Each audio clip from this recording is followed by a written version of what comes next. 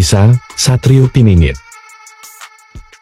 Salam rahayu sedulurku semua. Sebelum mendengarkan kisah Satrio Piningit, marilah kita saling mendoakan untuk hal-hal baik dalam hidup. Semoga sedulurku semua terhibur dengan cerita yang telah disuguhkan. Jangan lupa untuk support channel ini. Anda boleh memberikan like, komentar, dan subscribe, juga berkomentar dengan bijak dan baik. Apabila kalian tidak suka, boleh berhenti untuk menonton. Terima kasih. Perjanjian Satrio Piningit untuk Nusantara.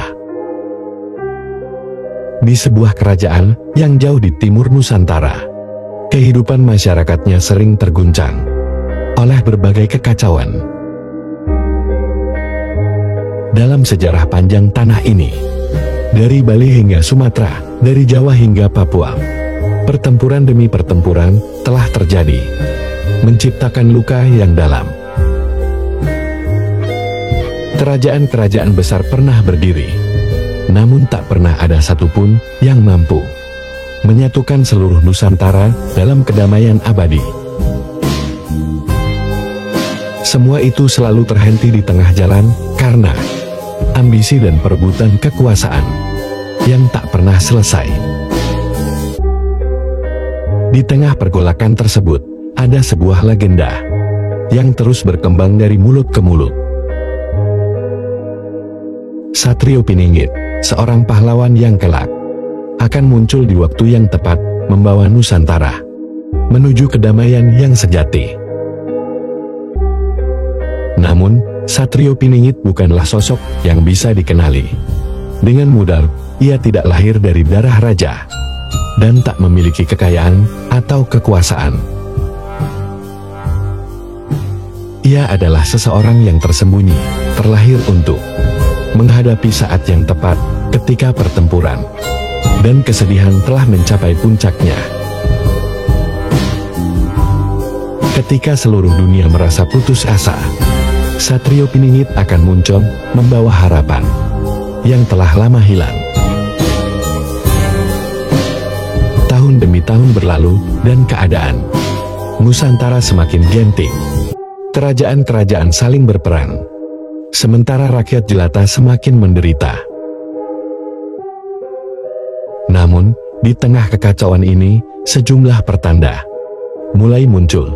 Alam pun seperti memberikan sinyal bahwa waktu untuk pertemuan Satrio Piningit sudah semakin dekat.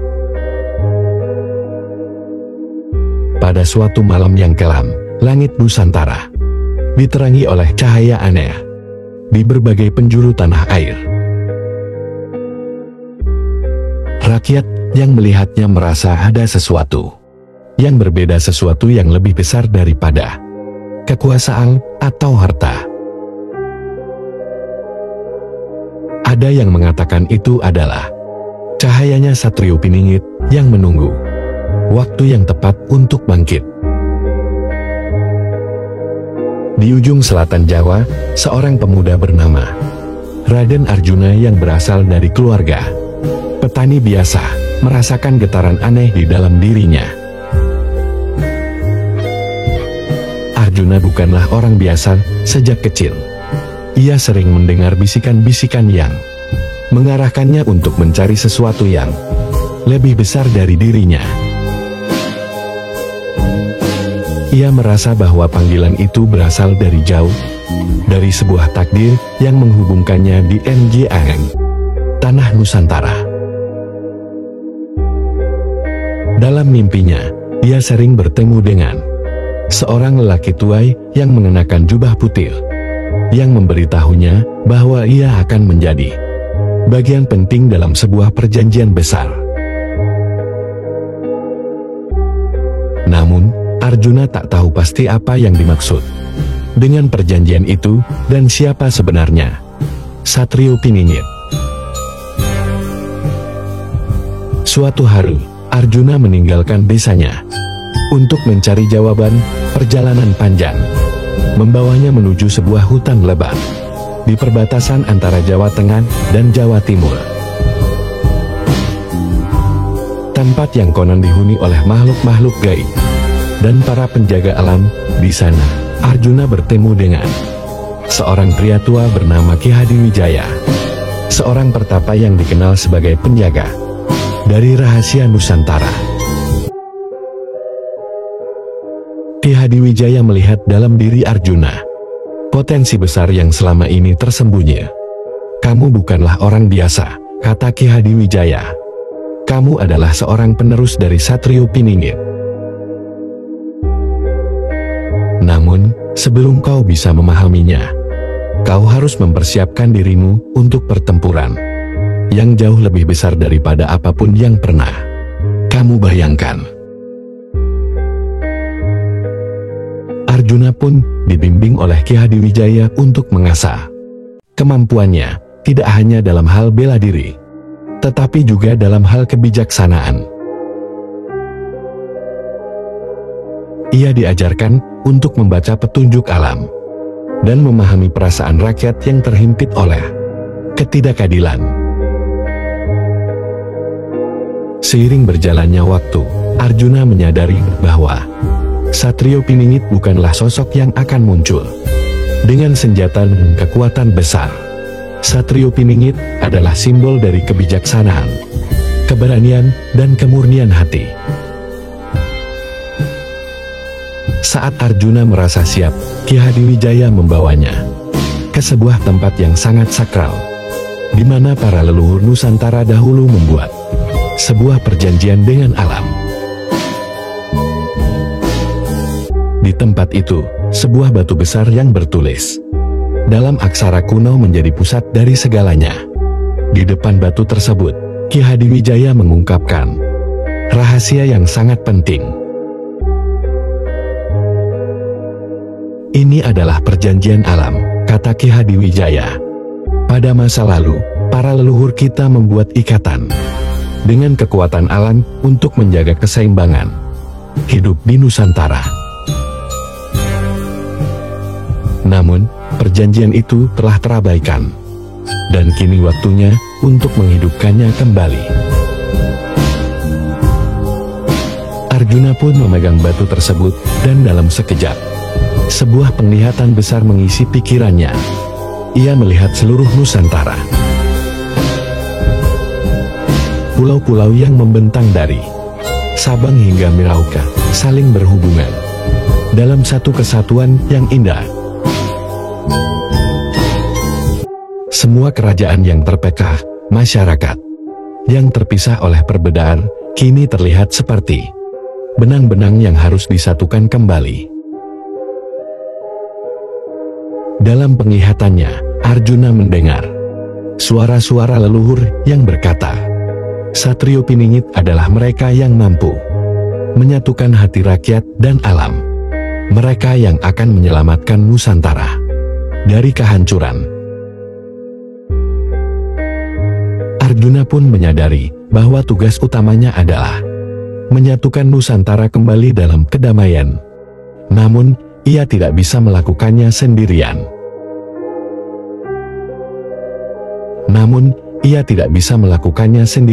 Untuk itu, ia harus memanggil para pemimpin dari berbagai kerajaan yang ada di Nusantara, meyakinkan mereka untuk bergabung dalam satu perjanjian besar.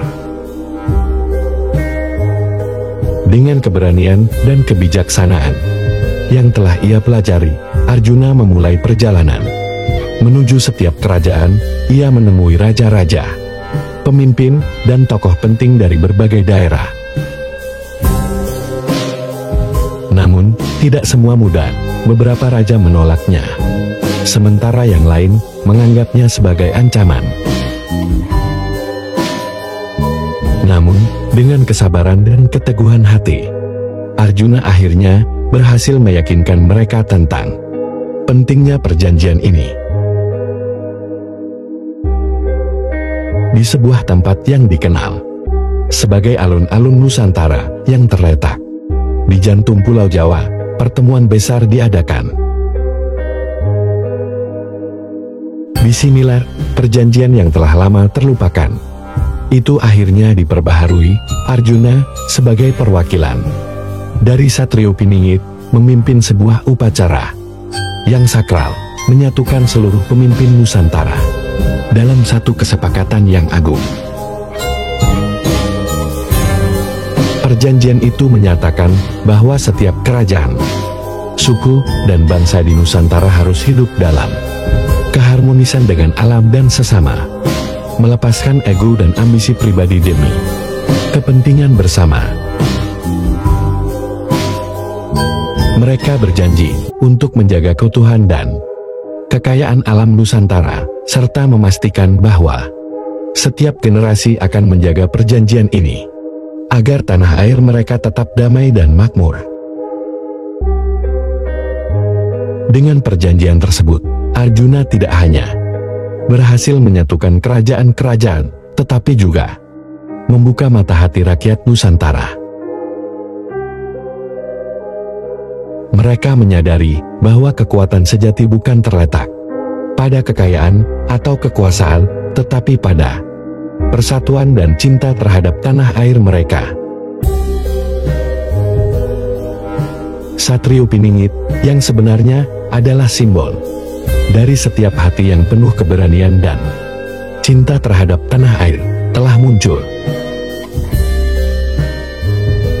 Dan meskipun Arjuna tidak pernah benar-benar menyebut dirinya sebagai Satrio Piningit, rakyat mengenalnya sebagai sosok yang membawa perubahan besar bagi Nusantara. Dengan kedamaian yang tercipta, kehidupan di Nusantara pun semakin maju, tanpa ada lagi pertempuran yang sia-sia. Perjanjian yang dibuat oleh Arjuna menjadi warisan bagi generasi-generasi berikutnya, untuk menjaga agar Nusantara tetap damai dan bersatu, seperti yang telah dicita-citakan oleh para leluhur. Dan demikianlah perjanjian Satrio Piningit untuk Nusantara bukanlah sebuah janji kosong, melainkan janji yang tertanam dalam hati setiap rakyat yang percaya bahwa persatuan dan kedamaian adalah jalan untuk menuju masa depan yang lebih baik.